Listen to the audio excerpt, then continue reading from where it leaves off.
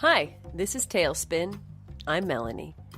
This episode is called People with a Problem. First off is a dear friend of mine, Frauke van der Horst, then Nick Germain, followed by music by Donkey Island Penitentiary. Now you are going to be all over this band, so I will tell you right off the bat, go to their website, donkeyislandpenitentiary.com.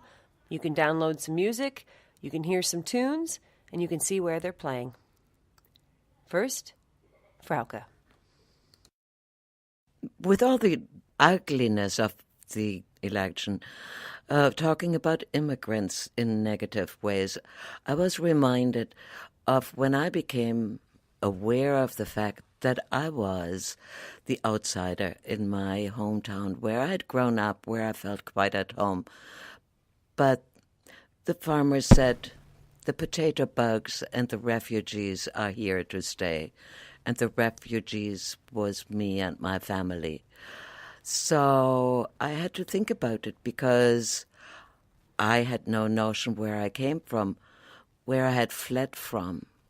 I was taken in 1945 at 8 weeks of age to West Germany, away from the Russian invasion of Poland, and they were within they were within what is that called? They were.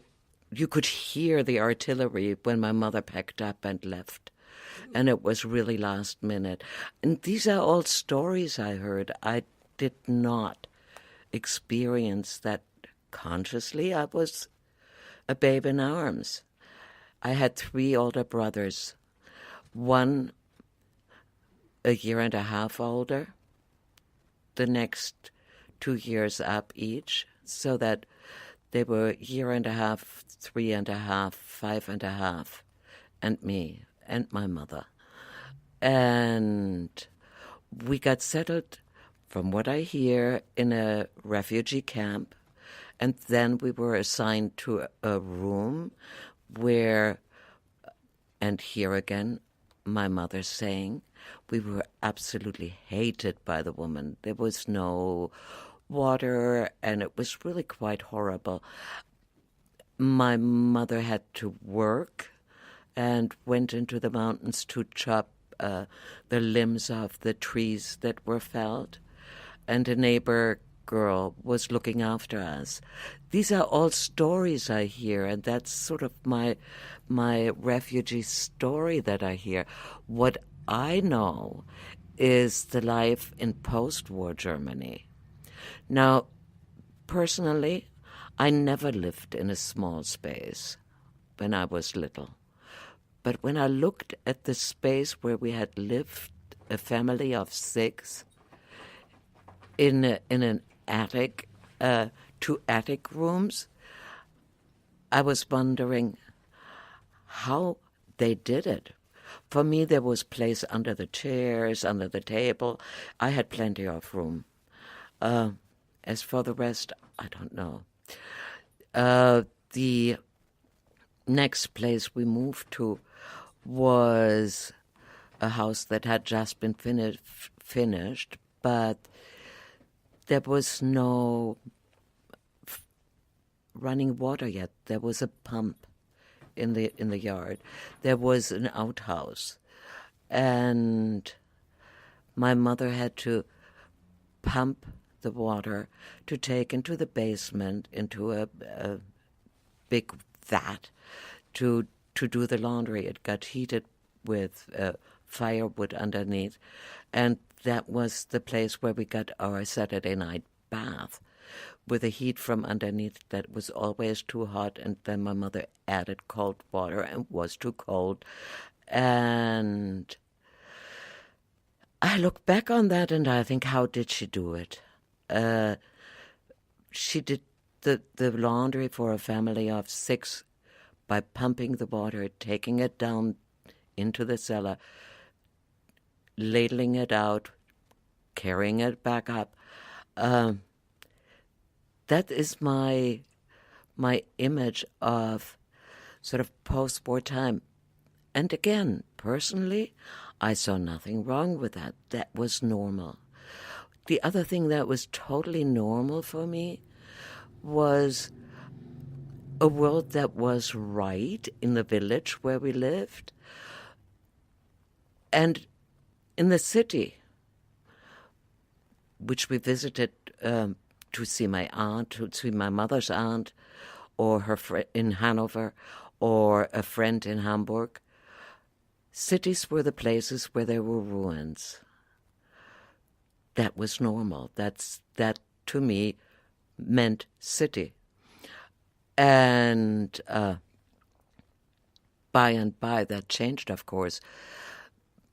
The stories that I have to tell are a lot of hearsay in terms of how terrible it was from my aunt, from my mother's cousin, from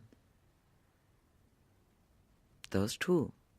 My grandmother never said a word about it.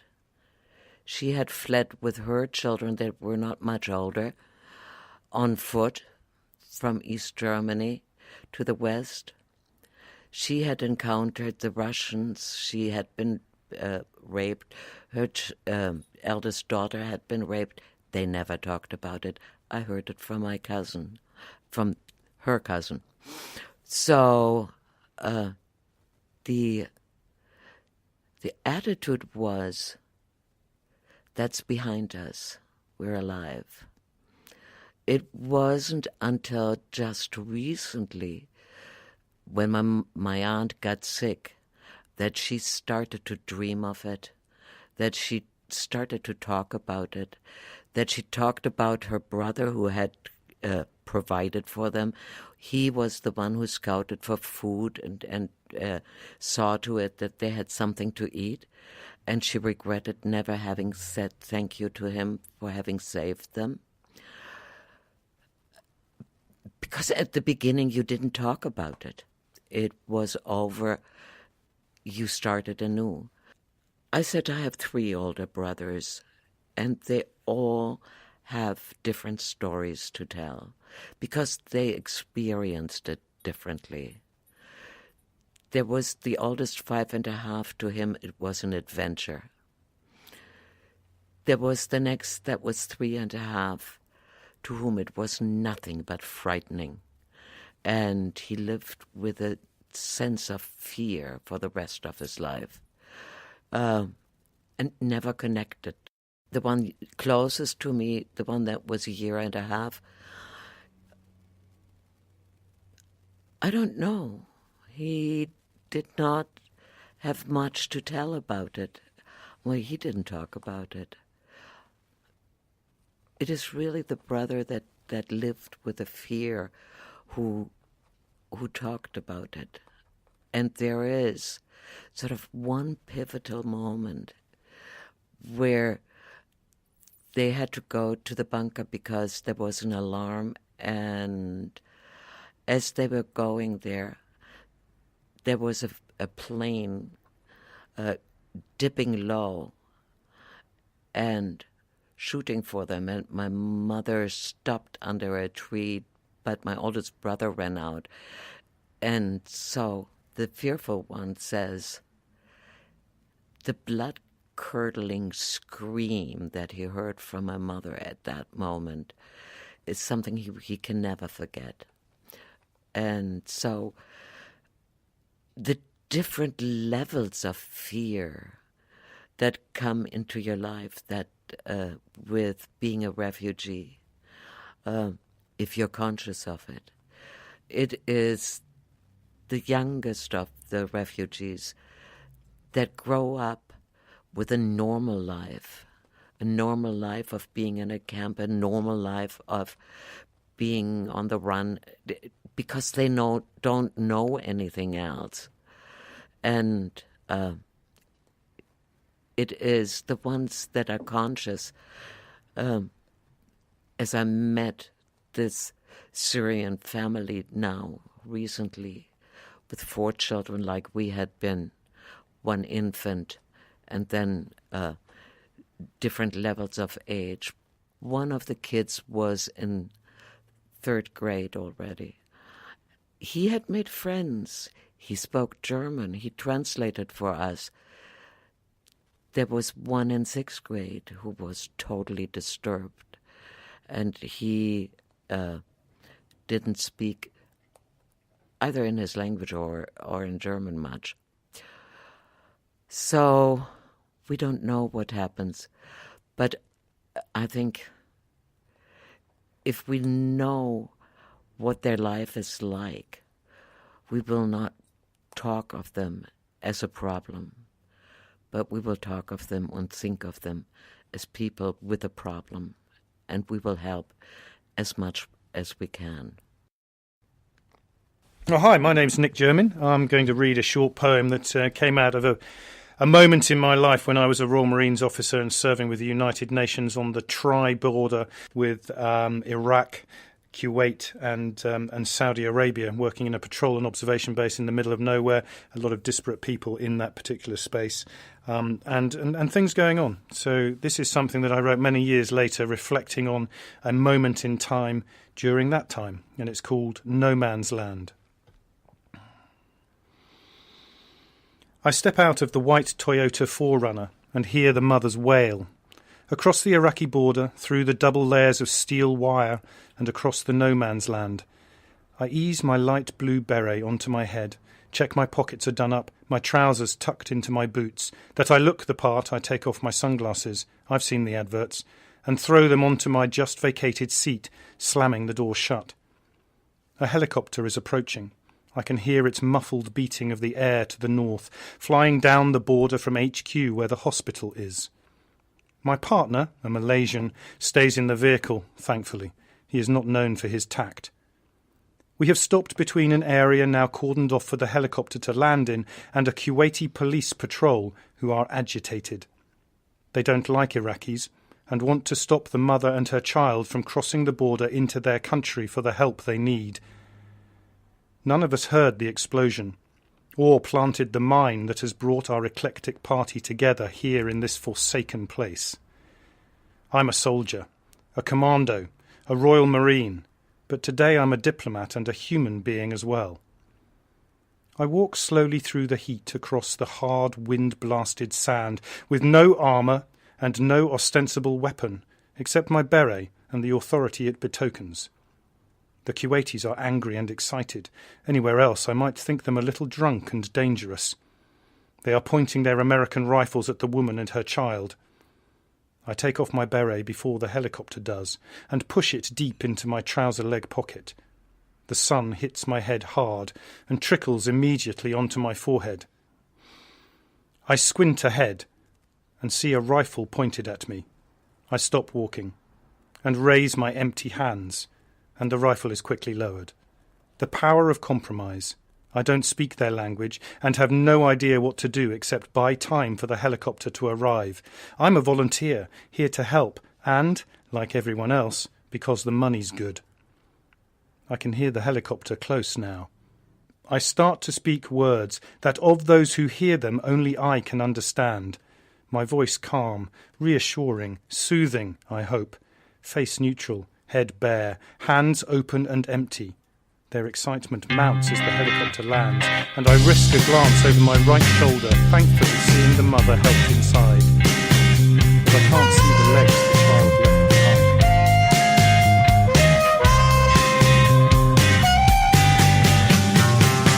I never wanted you to know my past. When I came to Boston, you said it didn't matter. Thought I ran trouble.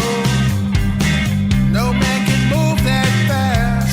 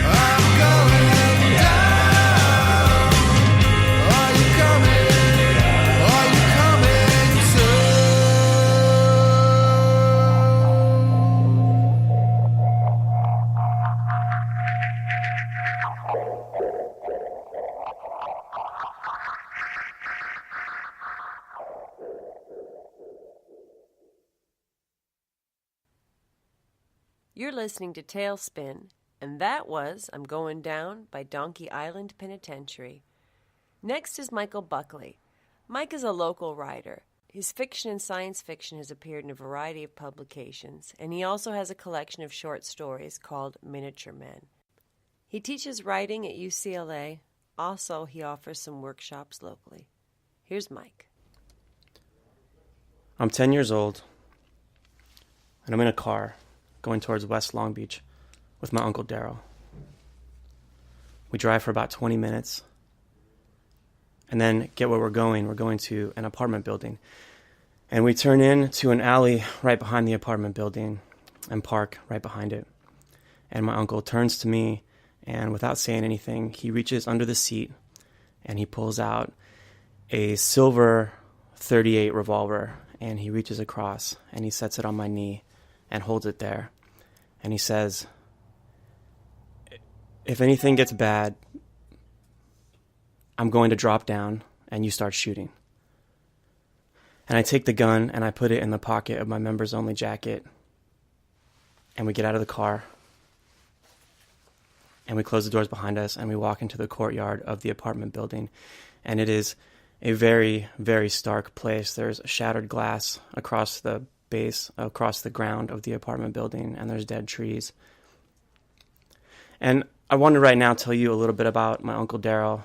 When I think about him, I really think about the idea that we're all these kinds of collections of stories. And for ourselves, we get to one degree or another choose the stories that float around in our head and that we tell ourselves to kind of bring ourselves into being every morning.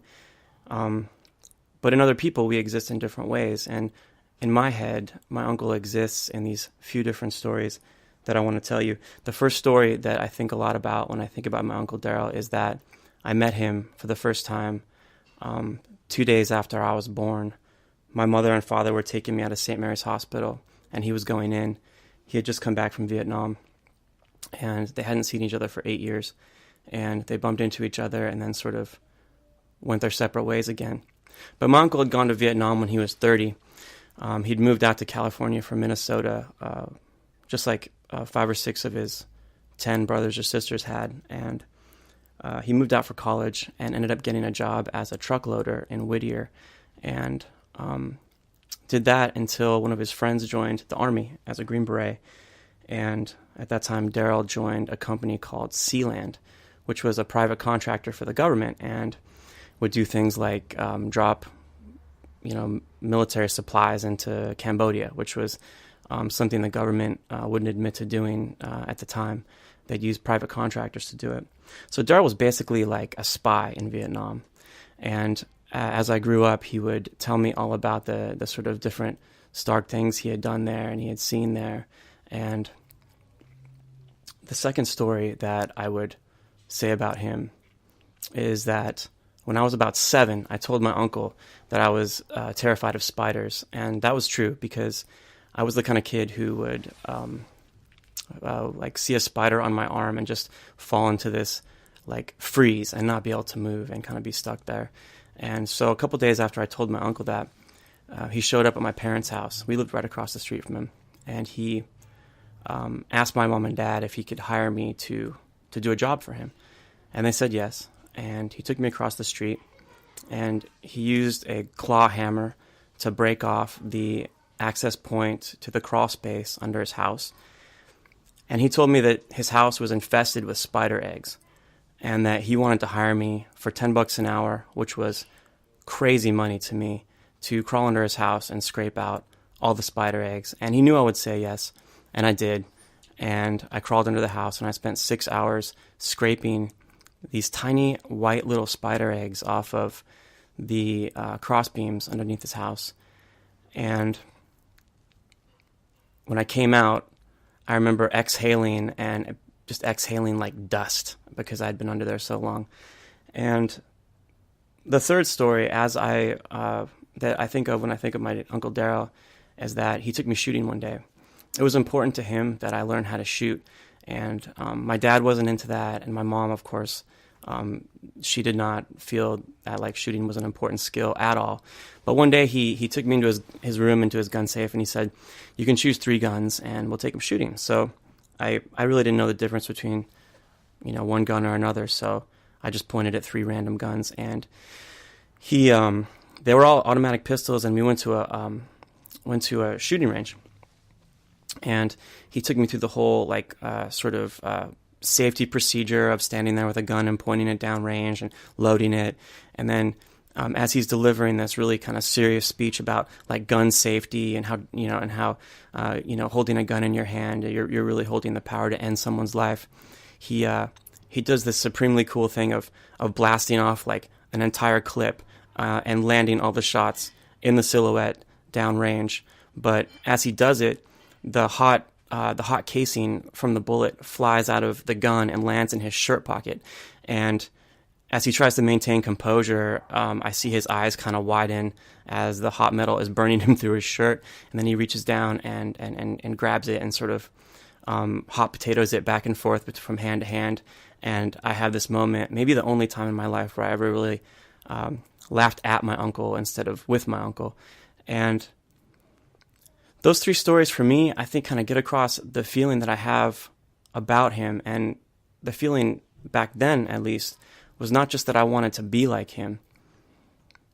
It was so much stronger than that. I wanted to literally be him. I wanted to be born in Minnesota and live in a cold, difficult childhood, the only Irish Catholic family in the city, and with a dad who, left every 2 days to go 10 bar in Minneapolis. I wanted to come to California, and I wanted to fight in the dive bars that he said he fought in, and I wanted to go to Vietnam, and I wanted to see the things that he had seen and feel the fear that he had felt, and I wanted to fall in love with the women that he had fallen in love with. And I had, even at that age, this kind of sadness because I had the really naive thought that surely Vietnam wouldn't happen again, war wouldn't happen again, people wouldn't engage in that kind of insanity again. But that brings us back to that moment as I'm walking behind him through the courtyard. And we get to the sidewalk on the other side, and he turns the corner, and I turn the corner. And there's a man who has parked his motorcycle in the middle of the sidewalk. He's big. He's got a beard. He's got these blurry tattoos from his wrists to his shoulders. He's wearing a white shirt that is stained and the sleeves are cut off. And my uncle walks towards him, and my uncle says, "I thought I told you not to park this fucking motorcycle in the middle of the sidewalk." And there's this silence, and I'm wondering what the bearded man is going to say, and I'm wondering what my uncle's going to do. And I'm holding the gun in the pocket of my jacket, my hands sweating against the metal. And the man looks at the ground, not at my uncle. He looks straight at the sidewalk. And I look at the sidewalk, and it makes me think about how my uncle wears these silly racquetball shoes, these pristine white shoes, and how he walks on his toes in this kind of odd pigeon-toed kinetic way that now, as an adult, I associate with boxers. But back then, I just thought it was odd. I just thought it was sort of, he seemed really nervous all the time. But the man looks down, and my uncle steps back. And my uncle raises his fist, and he cocks it back, and he knocks one of the mirrors off the side of the motorcycle. And the same silence is there, like, what's the man going to do? What's my uncle going to do? What am I going to do? And I wonder if something bad happened, if I really would be able to take this gun out of my pocket. And that thought is such a weird, odd thought in my mind. It's almost like a wound inside your mouth. I can't leave it alone, but I can't understand it either. And my uncle cocks his hand back again, and he punches the other mirror off the side of the motorcycle. And he steps close to the man, and he gets about an inch away from him. And the man keeps his eyes on the sidewalk and doesn't say anything. and Daryl stares at him, and the man doesn't say anything. And then Daryl steps back and kicks his motorcycle over, and then walks past me, and I follow him. We walk back through the courtyard, back into the alley. I stand by the car as he unlocks my door, and then I get inside, and he looks at me, and he has the weirdest look on his face, and he says, "Why are you crying?" And he reaches across my body, and he pulls the gun out of my pocket, and he pops the cylinder open, and he says, "There's no bullets."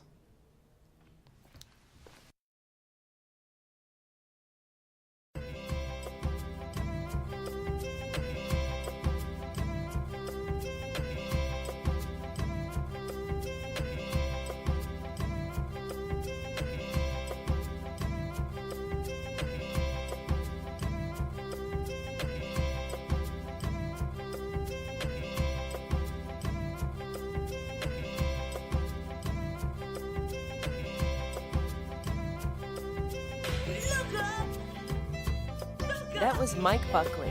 If you want to get more information about him, go to his website, MikeBuckleyAuthor.com. I'd like to thank Mike, Frauke Vanderhorst, Nick Germain, Donkey Island Penitentiary, and you for giving stories the respect they deserve. If you'd like to contact me, please do. You can go to my website, MelanieHiller.com, or the Tailspin Facebook page, or Tailspin Instagram. I think I even have Twitter now. Hit me up. Without you, there's no story.